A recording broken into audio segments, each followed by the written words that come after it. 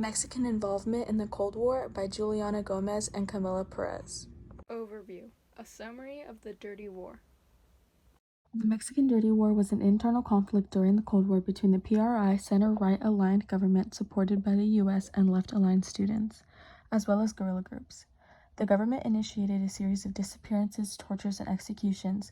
The leftist students had previously organized the Mexican Movement of 1968, which sought to end the authoritarian rule of the PRI government, as well as the political repression present in the country.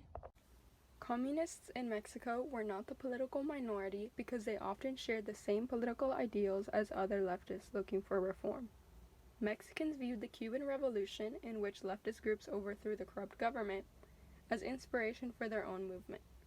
One guerrilla leftist group was the Liga Comunista 23 de Septiembre, or the September 23rd Communist League. The front against the Mexican government consisted mostly of students who sought to remove the capitalist, democratic system and replace it with a socialist system. The League's beliefs were centered around Marxism and Leninism.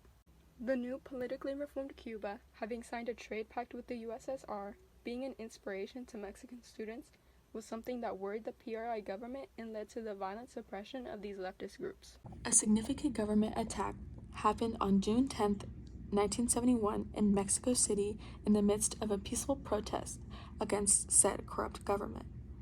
Riot police barricaded the streets, keeping the protest controlled. This was until the barricade was opened to allow a paramilitary group called Los Halcones, or the Hawks, to attack the protesters.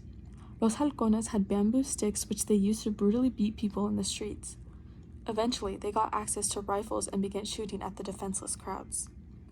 Los Halcones even went as far as to enter nearby hospitals where the injured were held in order to kill them in their operation rooms.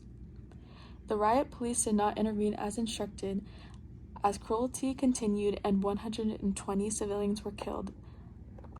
The PRI government, when they finally admitted the massacre happened as a result of the actions of Los Halcones, denied government involvement. This massacre is known as El Halconazo, the Hawk Strike, or the Corpus Christi Massacre, and it represents the major characteristics of the Dirty War, the violent suppression by the PRI government on defenseless reform-seeking protesters. The PRI government remained neutral between the USSR and the United States throughout the Cold War. Staying neutral would provide Mexico's security. The nuclear arms race made any conflicts much more dangerous and heated. While Mexico was mostly neutral, being in the United States' backyard allowed the two countries to have a stronger connection. Because the two countries were so close to each other, the United States was very quick to enforce the Truman Doctrine, securing their ideal image of the world and cracking down on communist movements in Latin America. The winners of the Mexican Dirty War were the PRI government. The government in Mexico is still corrupt to this day. Movements against the government are still suppressed in violent ways which violate citizens' human rights. Each revolution and uprising in Latin America has been inspired by their predecessors. The Mexican Dirty War has been a grand influence on many guerrilla movements in Latin America. Mexico was very adamant on maintaining strong alliances with the USSR and the US. However, Mexico valued the support of the US more because they were a prime example of the Truman Doctrine in action. The US continued to support and fund the PRI, securing the fact that Mexico would remain an anti-communist government. New movements rose in Mexico. These movements dealt with a different ideology than before. These upcoming rebels were considered urbanites, whose ideologies dealt more with international socialism. They drew inspiration from the Soviet Union, China, and Cuba. All new movements had one thing in common: they rebel against the PRI in hopes of a truly democratic Mexico. Since the war, no members of the PRI regime have been punished for the abuses committed. Many like to argue that the Dirty War never truly ended.